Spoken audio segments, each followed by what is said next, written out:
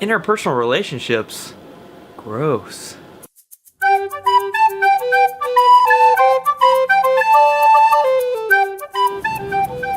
What's up guys, I'm Dean Hill and we're back.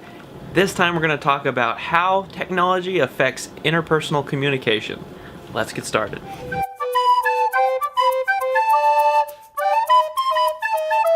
Now when we're talking about interpersonal relationships, we're talking about relationships that people have with their coworkers, with their family, one person and another person. So what do we mean when we talk about how interpersonal relationships are affected by technology?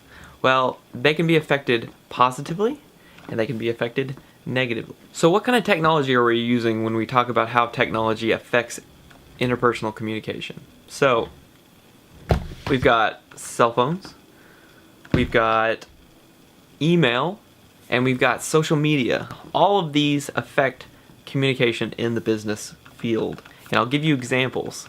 Example number one. So let's say you need to remind your boss about something he or she needs to do tomorrow. So what do? You can tell them in person verbally. This is always a good option. I always recommend this, at least at first. Remind them, tell them, inform them in person. It's a lot more personal when you do it in person. And this is a positive for that reason. But let's say it's the next day and your boss has completely forgot what you told them. This is where the cell phone comes in handy because it is physical proof that you did remind them or you did tell them something the previous day. Did you send those files? What file? I sent you a text about them. Damn it. Also, another good example is at my previous employer, all of my emails I sent had to be sent to the different tier levels of management. Every single one of them. And there was a reason for this. One, it was proof that I sent the email. And two, it was so that everyone was informed of this information. This is how emails and technology can be a very good thing in the business world.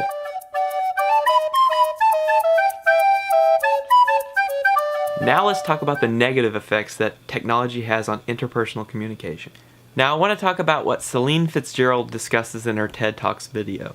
I think Celine has a very good point with the 93 to 7% ratio of what our communication actually entails. And what I mean by that is 93% of what we said is nonverbal. It's nonverbal cues, actually. Nonverbal cues. Now, nonverbal cues are something we practice when we speak to each other in person because they are 93% of what we're communicating. The other 7% is the actual text or the actual words we're speaking, which is actually kind of hard to believe when you think about it. Only 7% of what you're communicating is the words you're speaking. That's actually pretty big. But in a world where we are constantly communicating on our cell phones or through email or through social media, we're losing or we're dulling our skills of just speaking in person. And these interpersonal skills that we need to communicate in the business atmosphere are essential. They are essential. And the more we use technology to communicate, the less we sharpen the skills of interpersonal relationships. Here I'm giving my dog commands, but what I want you to notice is that not only is he listening to what I'm saying, but he's also looking at what I'm doing.